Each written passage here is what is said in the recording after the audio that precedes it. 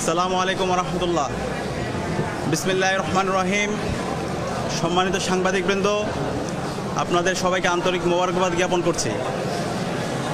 ডাকসু নির্বাচনে জয় অথবা পরাজয়ের কিছু নেই। ডাকসু নির্বাচনের মাধ্যমে জুলাইয়ের প্রজন্ম বিজয়ী হয়েছে। ডাকসু নির্বাচনের মাধ্যমে ঢাকা বিশ্ববিদ্যালয়ের শিক্ষার্থীরা বিজয়ী হয়েছে এবং ডাকসু নির্বাচনের মাধ্যমে জুলাইয়ের আকাঙ্ক্ষা বিজয়ী হয়েছে, শহীদদের আকাঙ্ক্ষা বিজয়ী হয়েছে। সে কারণে আমরা শুরুতেই শ্রদ্ধার সাথে স্মরণ করছি জুলাই বিপ্লবের সকল শহীদদের, যাদের মাধ্যমে আজকে আমরা ফ্যাসিবাদ মুক্ত বাংলাদেশ পেয়েছি এবং আজকে আমরা প্রতিটি ক্যাম্পাসে ক্যাম্পাসে গণতান্ত্রিক পরিবেশ পেয়েছি। একই সাথে আমরা স্মরণ করছি বাংলাদেশের আজাদী আন্দোলনের সকল শহীদদের, বিশেষ করে মহান মুক্তিযুদ্ধের সকল শহীদদের, 90-এর স্বৈরাচার বিরোধী আন্দোলনের সকল শহীদদের, আধিপত্যবাদের বিরুদ্ধে, আগ্রাসনের বিরুদ্ধে লড়াই আমাদের অগ্রনেতা শহীদ আবরার ফাহাদ সহ ক্যাম্পাসের ছাত্রলীগের নির্যাতন নিষ্পেষণে যতজন শহীদ হয়েছে সকল শহীদদের আল্লাহ পাক সুবহানাহু ওয়া তাআলা সকল শহীদদের জান্নাতুল ফেরদৌসের মেহমান হিসেবে কবুল করুক, আল্লাহুম্মা আমিন। প্রিয় উপস্থিতি, ডাকসু নির্বাচনের মাধ্যমে ঢাকা বিশ্ববিদ্যালয়ের শিক্ষার্থীরা আমাদের উপর নেতৃত্বের আমানত রেখেছে। আমরা দৃঢ়কণ্ঠে বলতে চাই, ডাকসু নির্বাচনে ঢাকা বিশ্ববিদ্যালয়ের শিক্ষার্থীরা সাদিক কায়েম, এস এম ফরহাদ, মহিউদ্দিন খান সহ ঐক্যবদ্ধ শিক্ষার্থী জোটের আমাদের প্যানেলের উপর যে আমানত রেখেছে, আমরা সেই আমানতের যথাযথ হক আদায় করবো ইনশাআল্লাহ। আমরা কথা দিচ্ছি, আমাদের শিক্ষার্থীদের যে স্বপ্নের ক্যাম্পাস, সেই স্বপ্নের ক্যাম্পাস বিনির্মাণ না হওয়ার আগ পর্যন্ত আমরা থামবো না। আমরা আমাদের লড়াই চালিয়ে যাবো ইনশাআল্লাহ। আমি ডাকসুর ভিপি হিসাবে আপনাদেরকে আমি পরিচয় দিতে চাই না। ঢাকা বিশ্ববিদ্যালয়ের শিক্ষার্থীদের কাছে আমি ডাকসুর ভিপি হিসাবে পরিচয় দিতে চাই না। আমি একজন, আমার বোনের একজন ভাই হিসাবে আমাকে পরিচয় দিতে চাই। আমার একজন ছোট ভাইয়ের বড় ভাই হিসাবে আমি পরিচয় দিতে চাই। আমার একজন বড় ভাইয়ের স্নেহের ছোট ভাই হিসাবে পরিচয় দিতে চাই।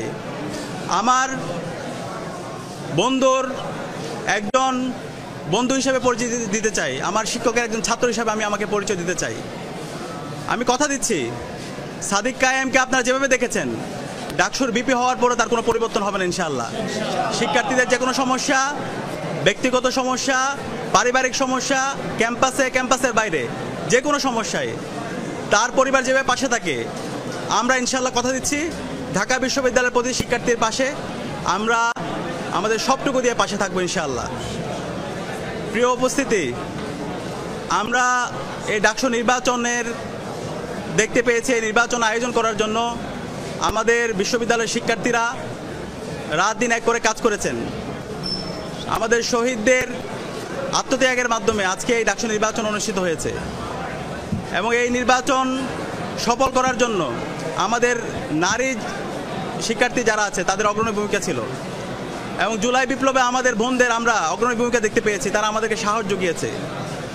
আমরা আমাদের এই ক্যাম্পাসকে সবার জন্য একটা নিরাপদ ক্যাম্পাস হিসাবে বিনির্মাণ করার আমরা প্রতিজ্ঞা করছি।